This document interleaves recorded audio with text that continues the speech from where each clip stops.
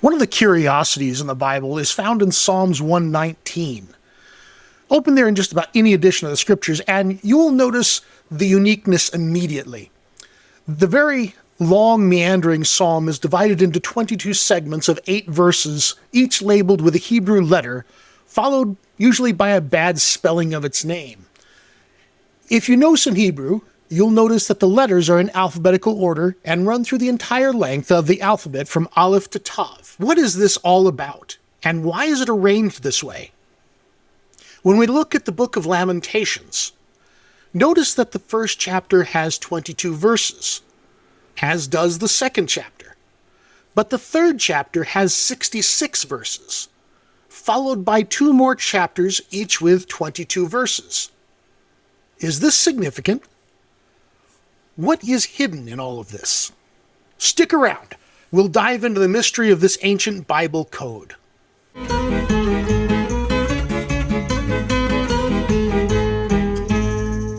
Hello everybody, this is Gilgamesh, and this is a channel where we explore the Hebrew Bible and the beauty of its language. The proper display of Psalm 119 takes special considerations for both print and electronic publishers, as this psalm requires consideration of printing using an entirely different font and alphabet. And although there is only a single Hebrew letter involved in each header, in electronic editions it required some special considerations of right to left and left to right language mixing. I personally got to write up a bug on this several years ago while beta testing a popular Android Bible app. Psalm 119 uses a Hebrew poetical device called an acrostic. In this form of Hebrew poetry, each line of a poem starts with a specific letter of the alphabet and runs through the entire alphabet in 22 lines. In English, this might look like, always getting into trouble, boys have ever been, caught being naughty, dogs aren't much better, and so on. Okay, so from that we can see that we have established that I am no psalmist, and I leave it to your imagination to determine what events in my home life were occurring that inspired that lovely bit of poetry. However, it is enough to give you the idea that I could produce a full 26 lines of such amazing literature to flow through the entire alphabet. This is what an acrostic does, but in Hebrew. Psalm 119 is a special case as the largest and most complex acrostic in the scriptures.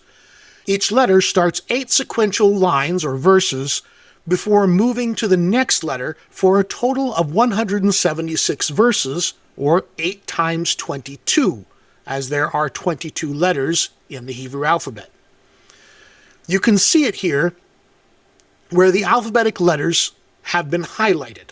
Remember, in the Hebrew, the line runs right to left, so you should be looking at the red letters on the right. Even if you don't read Hebrew, you can still see that the first letter is always the same for 8 lines before changing to a new letter. As you can imagine, there's no way to preserve this kind of structure in translation. It would be difficult going from, say, German to English, but perhaps a creative wordsmith might accomplish it. In this case, however, the 2 languages don't even share an alphabet and do not even have the same number of letters. Additionally, people might not be pleased with an overly interpretive translation of an important text such as this, and most students of Scripture demand a more literal rendering. The use of letter headers was introduced by translators to provide the reader with some clue about the underlying structure.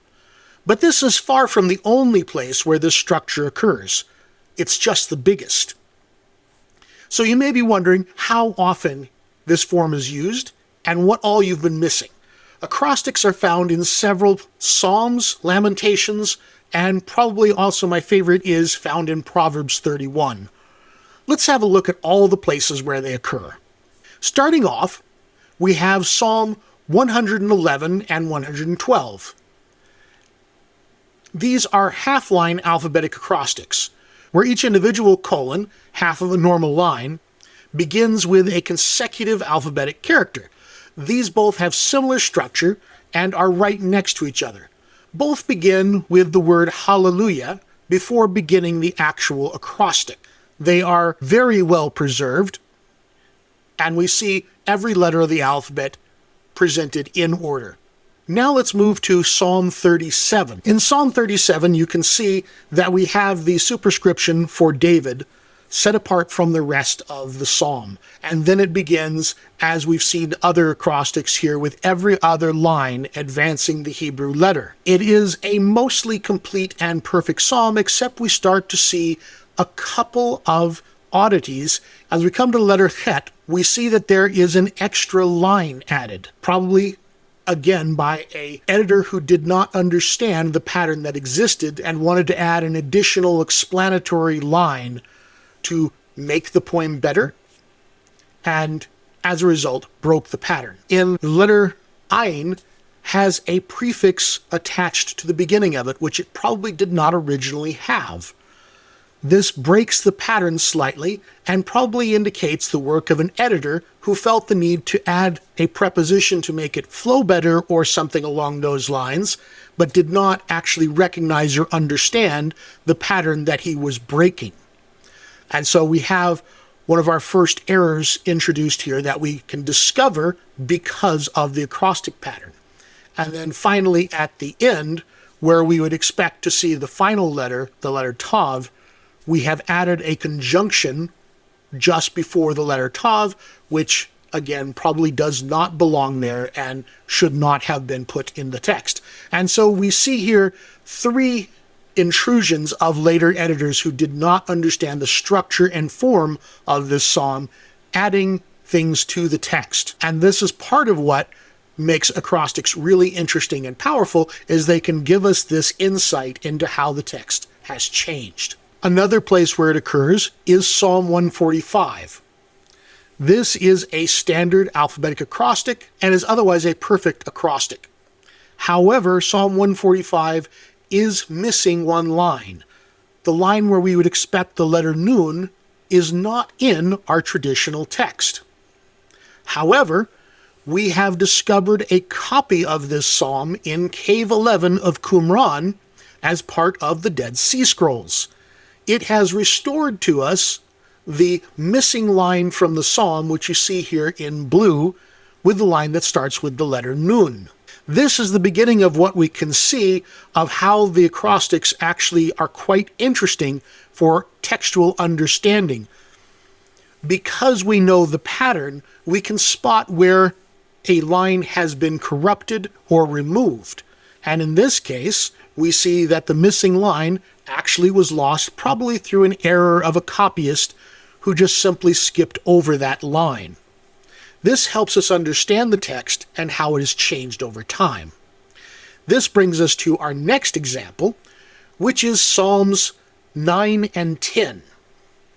These two psalms together constitute a damaged or broken acrostic, with some letters missing. We can see here that Psalm 9 starts out well with every other line being the letter of the acrostic for the first three letters of the alphabet, Aleph, Bet, Gimel. But then we're missing a line, it seems, and we immediately go to Hey. And then we have some 4 lines that all start with the letter Vav, which would be the next letter in the alphabet. And then we have the letter Zayin and the letter Chet and Tet, as we expect, and the letter Yod, but then we're again missing the extra line that we would expect to see there before the letter Kaf, and then it kind of loses its way for a little bit. We have, at the beginning of Psalm 10, a line starting with the letter Lamed, which would be expected soon afterwards, but we're missing several other letters. Some think that words starting with Pei or Ayin that are found in the middle of lines originally may have been at the beginning of lines and were part of the psalm that is now damaged. Someone edited the middle of this psalm and wound up breaking it up into 2 psalms. We see at the end of Psalm 10 that the pattern picks back up, where we have the letters Kof, Resh, Shin, and Tav finishing off the alphabet. This is the ending that we would expect to see, but everything in the middle seems to have been edited by someone who did not understand the pattern. And this acts as a check, if you will, to see how verses are altered. And it also tells us that sometime before the end of the biblical composition period, not everyone understood the existence of the patterns on the very texts that they were editing. Just after the middle in the Hebrew alphabet are two letters that are Ayin and Pe. They roughly correspond to our letters O and P. In the earliest alphabetic inscriptions, Ayin was written as a circle with a dot in the center. Later, the dot was dropped, and so it looked just like our O. From time to time, archaeology finds evidence of student scribes who were practicing their handwriting and learning their letters. We essentially find their homework thousands of years later. We call these by the great name abecedaries because they're writing their ABCs. One such find is known as the Isbet-Sarta abecedary, and another is known as the Tel Zait abecedary. They are named after sites in Israel where they were found. Based on the shape of the letters and other archaeological factors, scholars can agree that these abecedaries date very early. The first one comes from about 12th century BCE, and the later one comes from the 10th century BCE. The first one, the Isbet-Sarta abecedary from 12th century BCE, reads left to right as we would expect for Hebrew, but it reverses the ordinary order of the letters Ayin and Pe, essentially putting the order as P and O instead of O and P. This and other ancient abecedaries may shed light on the date of some psalms. If we look at the Tel Zait abecedary, this alphabet was carved backwards, going from right to left, like English does, on this 10th century BCE stone, which was found in Tel Zait. The abecedary has the same letter reversal as the Isbet-Sarta abecedary, and it shows this Pe-Ayin order. There are other archaeological finds that support this. In 1975, the find at Kuntelet Ajrud, a site that is in northern Sinai, a jar fragment from around 800 BCE was discovered that included 3 abecedaries with the Pe-Ayin sequence. Moreover, in 2007, an ostracon with 3 Hebrew abecedaries with Pe preceding Ayin came to light, dating from the 7th or early 6th century BCE. The piece is unprovenanced, but it is believed to be genuine. It is claimed to have come from the south area of the Temple Mount. Judeans in exile may have picked up the Ayin Pe order from the Aramaic alphabet in Babylonia, or it is possible that both orders existed as different scribal traditions simultaneously. It is known that the Ayin Pe order is an ancient one in the surrounding languages. It is found in Ugaritic abecedaries from Ras Shamra in Syria that date from around 13th century BCE. It's also been found in 8th century BCE inscriptions in Aramaic from Tel Halaf in northeastern Syria. But with this understanding that possibly the older alphabet had this different order, let's take a look at Psalm 34. You can see here that it contains an almost perfect acrostic. However, it is missing the line that we would expect for the letter Vav, the 6th letter in the alphabet. It also seems to have an extra line at the end, starting with the letter Pe. The sequence of this psalm, as we have it today, is the typical order of the Hebrew alphabet, with Ayin and then Pe. But when we read it, it looks like the lines are currently out of order. It is possible that the psalm's original acrostic was written with the Pe-Ayin rather than the Ayin-Pe order. In verse 16, we're told, the eyes, spelled with an Ayin, of the Lord are on the righteous, and his ears attentive to their cry. In verse 17, we're told, the face, Pe, of the Lord is set against evildoers to erase their names from the earth. But then the problem comes in the next verse, which says, they cry out, and the Lord hears and saves them from all their troubles. This sounds like that the Lord is taking the evildoers that he wants to erase their names from the earth and saving them from their troubles when they cry out. This doesn't strike some readers as correct, and translations like the King James Version even added extra words to indicate it was the righteous that were crying out in this verse. So it doesn't sound like the wicked are the ones being saved. But if we reverse the order of the alphabet, it seems to solve the problem. Then it says, the face of the Lord are set against the evildoers to erase their names from the earth. The eyes of the Lord are on the righteous, and his ears attentive to their cry. They cry out, and the Lord hears and saves them from all their troubles. It flows much more logically in this order, and this seems to be the better reading of it. We can look at Psalm 25, which is quite similar to Psalm 34, but it also has more problems as well. Vav is also missing from the text, and so we have no line for Vav, but we also have no line for Bet, and the line for Kof seems to have been damaged as well. It also has a final line at the end, starting with Pei. In fact, it's even pretty much the same word as Psalm 34 there. The Ayin and Pei lines read equally well in either order, so unfortunately Psalm 25 doesn't give us any insight as to if these lines got swapped or not. As it exists today, it is in the typical alphabetical order of Ayin Pei. It could read just as well with Pei Ayin, and so it is unconclusive, but it seems to have a lot of similarities in form to Psalm 34. So let's look now at the big one, Psalm 119. The longest and most elaborate complete alphabetic acrostic. It has 22 sections, each containing 8 verses, where the first 8 lines of each section begin with an aleph. Next, the next 8 lines begin with a bet, and so on through the entire alphabet, 176 verses. You can see it is quite lengthy, but it is our most complex Hebrew acrostic in the Bible.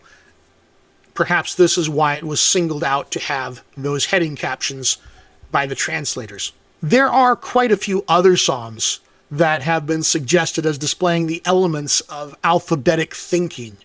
Often this involves a collection that has 11 or 22 lines, reflecting the number of letters in the Hebrew alphabet. However, some of these findings are just readers who are being a little overly creative and wishful in their thinking as they're trying to discover patterns. These are the only psalms that have true strong acrostic patterns. But let's look at a different book altogether, and that is the book of Lamentations. Lamentations has 5 chapters or poems. All 5 poems in Lamentations are apparently related to the alphabet. As we look at chapter 1, we see that it contains the full alphabet with the initial word of each verse, beginning with aleph, bet, and so on through the entire alphabet. And it contains a full 22 verses, 1 verse for each letter of the alphabet. Then as we go to chapter 2, we see much the same thing until we get to where Pei and Ayin are, and here we find that they are using the alternate Pei Ayin rather than Ayin Pei. This is different than chapter 1, and that raises a lot of questions. But as we go through the rest of the alphabet, it seems that otherwise it is perfect. As we come to Lamentations 3, our longer chapter that had 66 verses, it is 66 is 22 times 3, and as you could guess, that is because we have 3 lines for each letter of the alphabet. So every 3 lines, the letter changes to a new letter. And we walk through the entire alphabet in this manner. And as we get to Ayin and Pei, we again have Pei, then Ayin. And we finish it out with all of our other expected letters of the alphabet. When we come to Lamentations 4, we have a slightly different form than previously, but we have again essentially each verse starts with 1 letter of the alphabet, and we walk through the entire alphabet on 22 verses with again Pei and Ayin being reversed from what we would expect in normal Hebrew order. Now, interestingly, Lamentations Chapter 5 has no indication of an acrostic at all, but it is 22 verses long. That can't be a coincidence, can it? There must be something about it that relates to the alphabet, but no one is able to say what. And it's not for lack of trying. People have proposed all sorts of odd theories as to why it might still be related to the alphabet, because we very much want it to be. It would only make sense that it has some connection to the Hebrew alphabet, with it also being 22 verses. But whatever that connection is lost to us now. Perhaps they would go through the alphabet while reciting each of the verses, or something like that, something that is not actually captured in the written text. But whatever that was is gone now. Finally, we come to my favorite, which is Proverbs chapter 31, verses 10 through 31. It is a beautifully written, compact text that praises the ideals of a good wife. And so finally, you have a suitable checklist that you can run through on your first date. As you go through, you can remember the letters of the alphabet and correspond them to each one of these lines as you evaluate your potential spouse and see how she measures up. It's perfect for something to memorize and to have close at hand for when it's needed. Other places that people have proposed that there may be acrostic structures would be Proverbs 24, 1 through 7.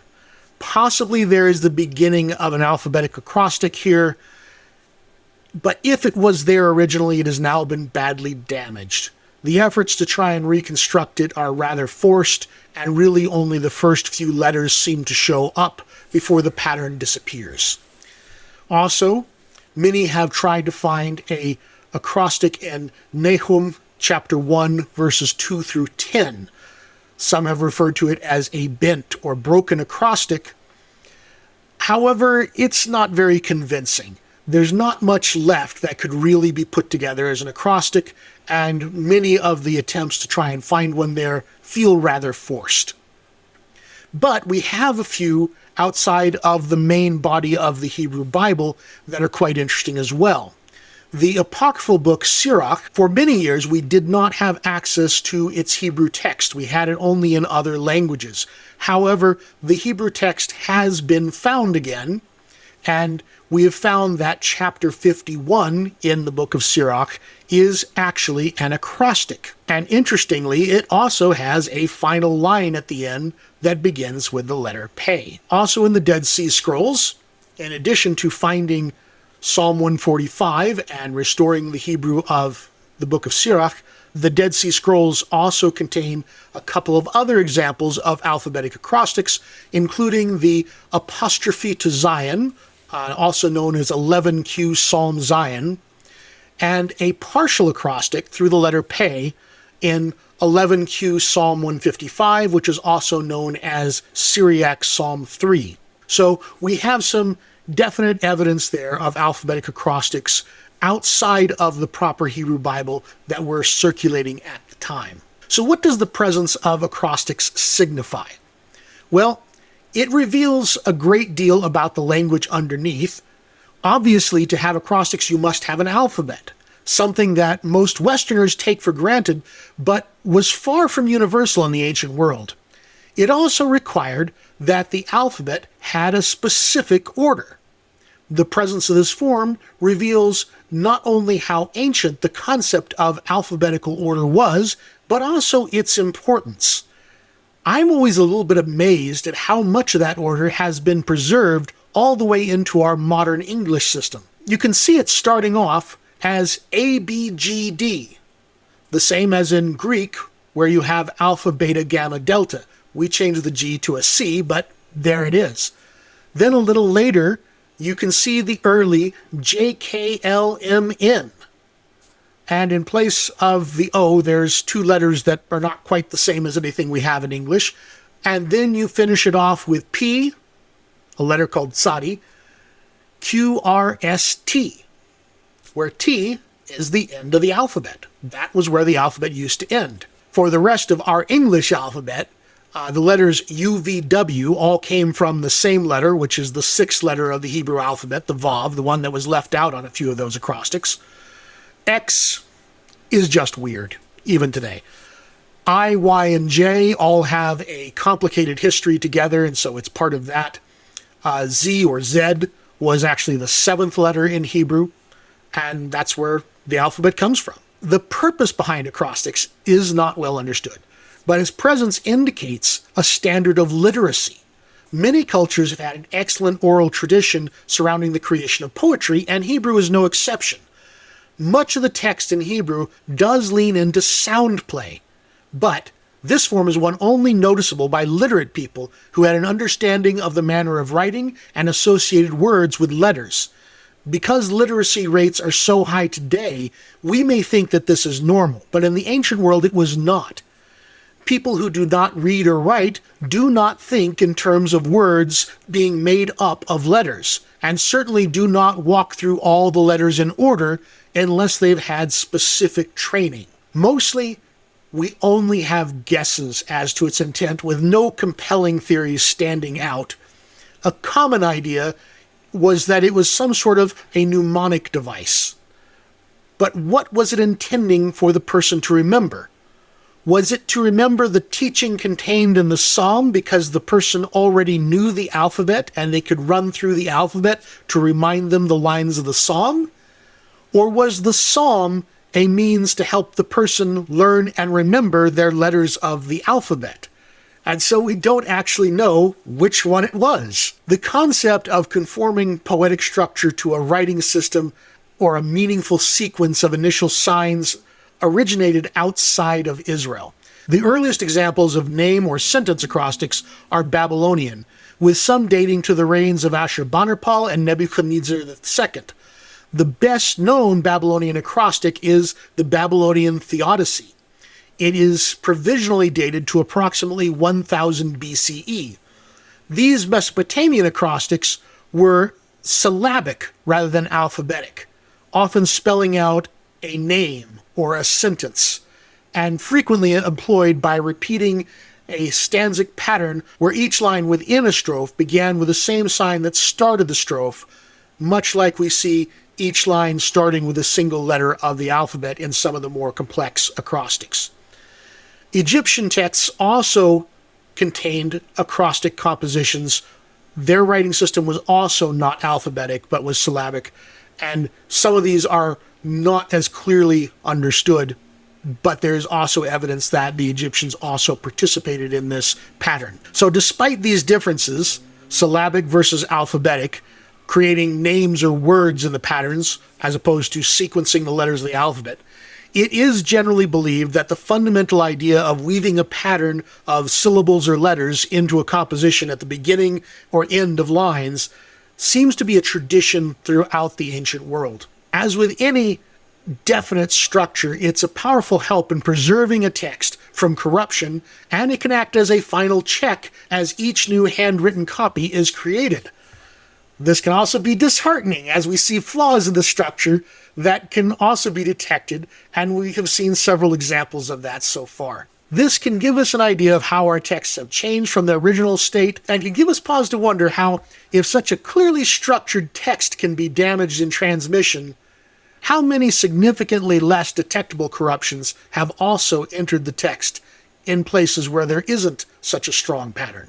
There are other examples of acrostic structure appearing in several other books of the Bible, but their form is so damaged that there's not full agreement as to their existence. Sometimes it's just a few words with a letter order to them, but it's really hard to say if that is random chance or if it is intentional. Some would love to see not just the alphabet, but also important words and phrases spelled out in acrostic structures. However, these reconstructions remain very speculative, and the best candidates still seem more likely to be the result of random chance in such a large text. What it does show us, without a doubt, though, is that the authors of the Hebrew Bible had a love for complex structures and order in their compositions. The existence of these patterns lends support to the intentionality of other complex structures, such as chiasmus, that have only been rediscovered in relatively modern times. Well, that's all for today. Please hit the like and subscribe button and hit the bell so that you won't miss out on future videos where we explore more of the beauties of the Hebrew Bible.